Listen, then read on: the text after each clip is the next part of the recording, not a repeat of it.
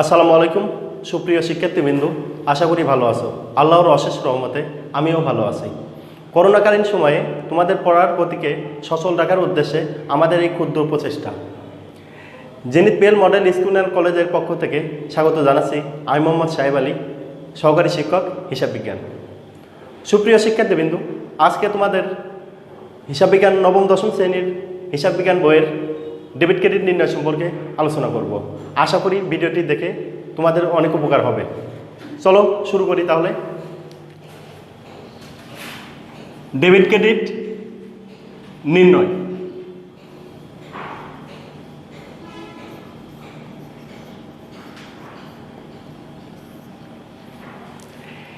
Debit শব্দের অর্থ হলো হিসাবের বাম দিক, আর ক্রেডিট শব্দের অর্থ হলো হিসাবের ডান দিক। হিসাব বিজ্ঞানের একটি গুরুত্বপূর্ণ বিষয় হলো ডেবিট ক্রেডিট। এখন আমি আলোচনা করব কিভাবে ডেবিট ক্রেডিট নির্ণয় করা যায়। তবে ডেবিট ক্রেডিট নির্ণয় করতে গেলে কিছু বিষয় সম্পর্কে ধারণা থাকতে হবে, যেমন সম্পদ, 2 দায়, 3 আয়, 4 ব্যয়, 5 মালিকানা সত্ত্ব।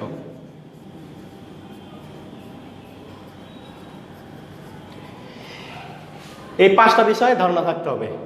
তবে আমি নর্মালের উপর বলি, সম্পদ হলো সেই সকল জিনিস যেগুলো নগদ অঙ্কে পরিমাপযোগ্য, যেগুলো পাওয়া যাবে কারো কাছ থেকে, যেমন অথবা আমার হাতে থাকে, যেমন দালান কোঠা,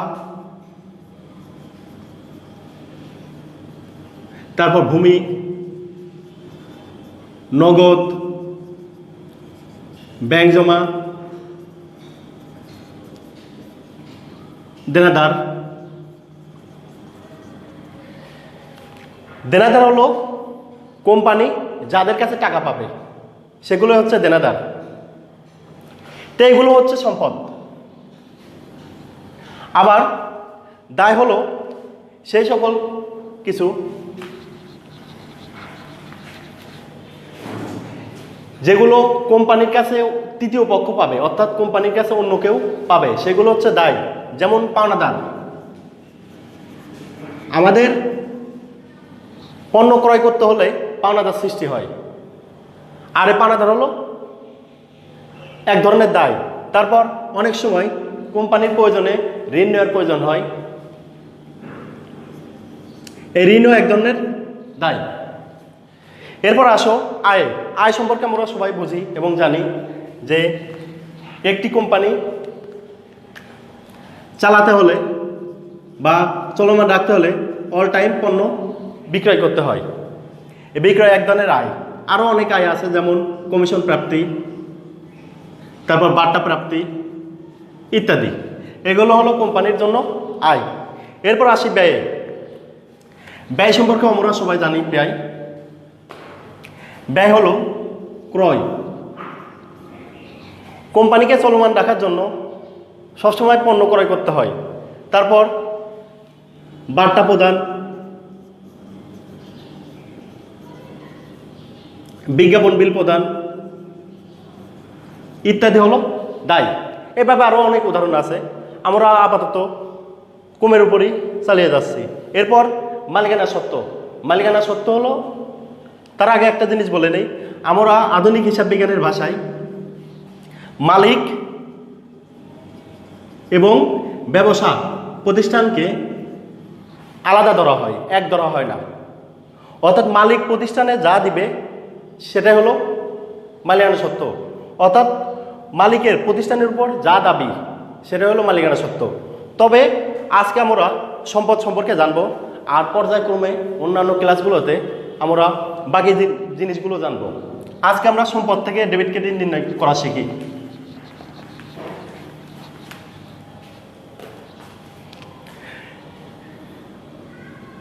ডেবিট ক্রেডিট নির্ণয়ের সূত্রগুলো বুঝি। হিসাবের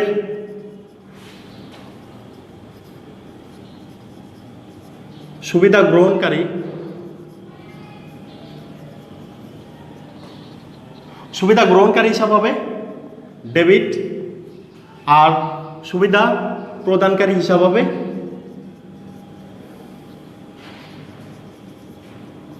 ক্রেডিট। আরেকটা জিনিস মনে রাখতে হবে, সম্পদ আসলে ডেবিট,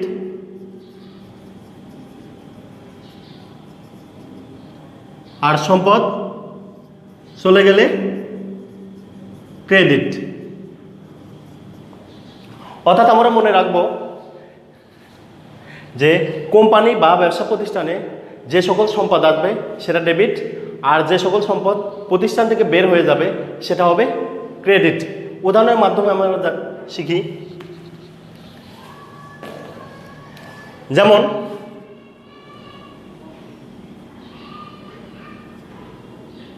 আসবাবপত্র ক্রয়,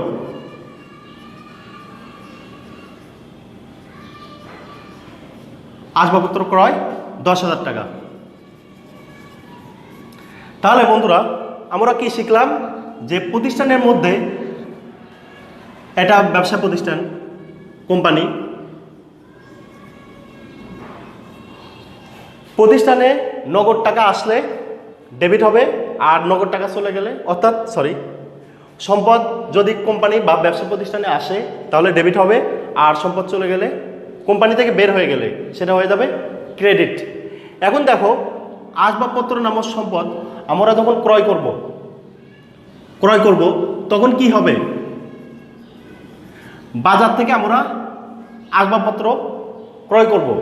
এই বাজার থেকে আসবাবপত্র কি হবে, আমার কোম্পানিতে ঢুকবে, অর্থাৎ কোম্পানিতে আসবে। তার মানে আসবাবপত্র কি এক ধরনের সম্পদ। তাহলে বাজার থেকে কোম্পানিতে কি আসবাবপত্র নামক সম্পদ কি হলো, ঢুকলো। তার মানে আমরা কি দেখলাম, সম্পদ আসতে কি হবে, ডেবিট হবে। তার মানে আসবাবপত্র হিসাব ডেবিট,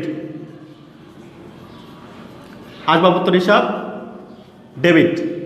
এরপর দেখো বাজার থেকে ফিরি আমাকে আসবাবপত্র দিবে না, আমাকে বিনিময়ে কি দিতে হবে, নগদ টাকা দিতে হবে। তার মানে আমার 10,000 টাকা কোম্পানি থেকে কি হবে, বাজারে রেখে আসবো, অর্থাৎ বাজারে চলে গেল। তাহলে কোম্পানি থেকে সম্পদ বের হয়ে গেলে কি হবে, ক্রেডিট হবে। তার মানে নগদান হিসাব কি, ক্রেডিট। এরপর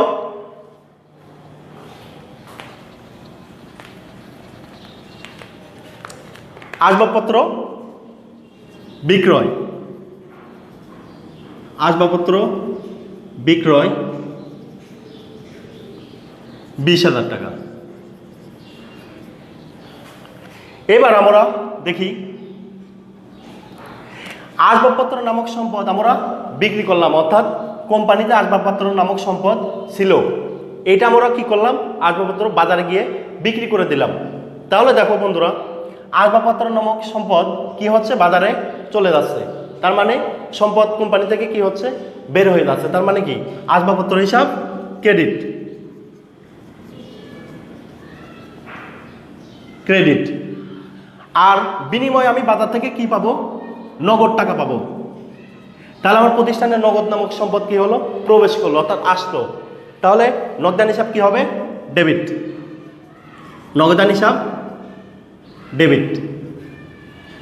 এরপর আরো দু একটা উদাহরণ দেখি।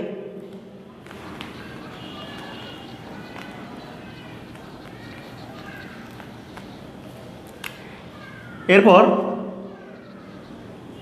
3 ব্যাংক থেকে উত্তোলন বা ব্যাংকে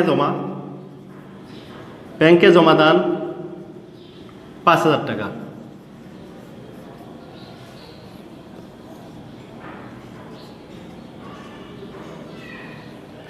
হিসাব বিজ্ঞানের ভাষায় ব্যাংকে কোনো টাকা যদি জমা থাকে তাহলে সেটা ব্যাংক হবে সম্পদ। তাহলে আমি যখন ব্যাংকে 5,000 টাকা জমা দিব তখন আমার কোম্পানি থেকে ব্যাংকে 5,000 টাকা কি হবে, চলে যাবে। তার মানে কোম্পানি থেকে যা চলে যাবে, সম্পদ যদি চলে যায় তাহলে কি হবে, ওই সম্পদ ক্রেডিট হবে। তাহলে নগদান হিসাব কি, ক্রেডিট, নগদান হিসাব ক্রেডিট। আর ব্যাংকে আমরা কি হিসেবে জানি, সম্পদ হিসেবে জানি। তাহলে ব্যাংকে কি হবে, 5,000 টাকা জমা হবে, তাহলে ব্যাংকে টাকা বৃদ্ধি পেল, তাহলে সম্পদ, ব্যাংক নামক সম্পদ কি হলো, বৃদ্ধি পেল। আর সম্পদ আসতে বা বৃদ্ধি পেলে কি হয়, ডেবিট হয়। তার মানে ব্যাংক হিসাব ডেবিট। এরপর যদি আমরা লিখি ব্যাংক থেকে উত্তোলন, ব্যাংক থেকে উত্তোলন 5,000 টাকা। তাহলে দেখো বন্ধুরা, ব্যাংক থেকে আমরা যখন 5,000 টাকা উত্তোলন করবো অর্থাৎ উঠিয়ে নিয়ে যাব, তাহলে আমার ব্যাংক নামক সম্পদ কি হবে? 5,000 টাকা কমে যাবে। আর এই টাকা কোথায় যাবে? কোম্পানিতে যাবে। তার মানে কোম্পানিতে সম্পদ আসলে কি হবে? ডেবিট। তার মানে নগদান হিসাব কি? ডেবিট। আর ব্যাংকের টাকা কি হবে? 5,000 টাকা কমে যাবে। আর সম্পদ কমে গেলে কি হয়? ক্রেডিট। অর্থাৎ ব্যাংক হিসাব কি হয়ে যাবে? ক্রেডিট। এরপর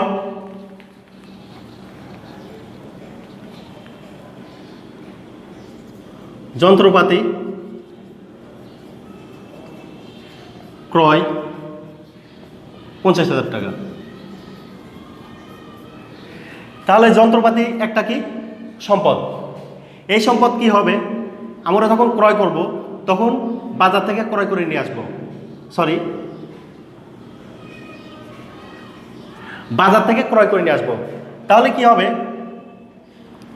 আমার যন্ত্রপাতি নামক সম্পদ বাজার থেকে কোম্পানিতে প্রবেশ করবে অর্থাৎ আসবে। তাহলে কোম্পানির সম্পদ কি হলো? বৃদ্ধি পেল। তার মানে যন্ত্রপাতি হিসাব ডেবিট। বিনিময়ে আমি বাজারকে কি দিব? নগদ টাকা দিব। তার মানে আমার কোম্পানি থেকে 50,000 টাকা কি হবে? বের হয়ে যাবে অর্থাৎ বাজারে চলে যাবে। তার কোম্পানি থেকে যদি সম্পদ কমে যায় তাহলে কি হবে? ওই সম্পদ হিসাব ক্রেডিট। তার মানে নগদান হিসাব নগদ টাকা বের হয়ে যাবে। নগদান হিসাব কি হবে? ক্রেডিট।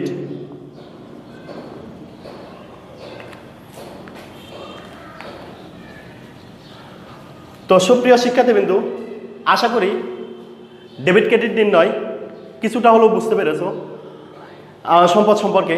আগামী ক্লাসে ব্যয়, তারপর আয়, মালিয়ানা সত্ত্ব এবং দায় থেকে কিভাবে ডেবিট ক্রেডিট নির্ণয় করতে হয় এটা সম্পর্কে আলোচনা করব। আশা করি ভালো থাকবে। আল্লাহ হাফেজ।